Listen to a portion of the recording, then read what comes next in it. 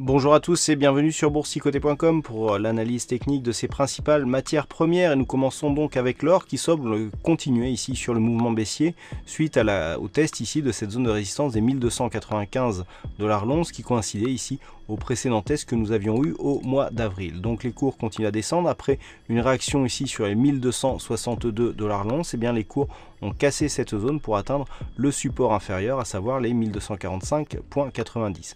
Là aussi nous avons une rupture qui donne le lieu à une phase de baisse, puis un retour ici sous cette zone qui est désormais validée comme résistance, suivi d'un nouveau point bas significatif. Du point de vue des indicateurs, on serait plutôt sur un petit retournement haussier, voire un rebond technique, au vu ici des oscillateurs et du MACD qui est très hésitant. Toutefois, tant que cette zone ici des 1245,90 reste résistance, on est toujours sur un objectif baissier assez fort lié à une configuration ici en anse avec tasse inversée qui nous donne un objectif proche des 1225 $ l'once, et la rupture ici de ce support va en ce sens avec une possibilité d'accélération en direction de ces niveaux.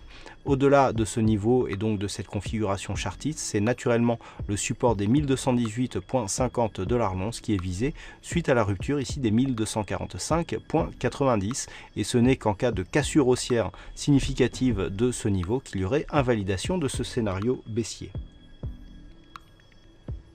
Et enfin sur le WTI, là aussi nous avons la confirmation d'une dynamique baissière qui est en train de se mettre en place, puisqu'après avoir échoué ici sous les 51,50 $ le baril qui était précédemment le support du début de l'année, eh bien les cours sont revenus marquer un nouveau point bas significatif. Suite à la rupture des 46,70, nous avions un objectif de retour ici sur les 43,20 $ le baril, qui était un support majeur sur les précédents contacts. Nous avons atteint ce niveau et les cours semblent se stabiliser sur celui-ci actuellement. Donc l'objectif technique est atteint. Nous avons eu ici la phase technique avec zone de support qui a été validée par une résistance suite à la rupture. Nous avons bien ici une évolution qui reste bien sous la moyenne mobile 50 arithmétique, avec des petits tests ici sur la moyenne mobile 20 exponentielle. Donc lié à la configuration technique et au fait que cette zone est une zone de support majeur, il semblerait que nous puissions avoir ici un rebond technique à partir de ce support. Tant que celui-ci ne valide pas une cassure haussière de ce point haut significatif que nous avons ici à 45,20, il n'y a pas de remise en cause de la dynamique baissière. Par contre, en cas de rupture de ce niveau, on pourra avoir un signal de neutralisation.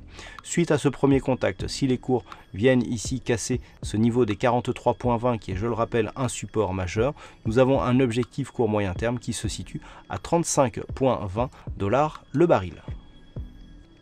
Voilà donc ce que nous pouvons dire sur l'analyse technique de ces principales matières premières. Passez une bonne soirée, de bons trades, et on se retrouve dès demain pour d'autres analyses techniques toujours sur le site boursicoté.com.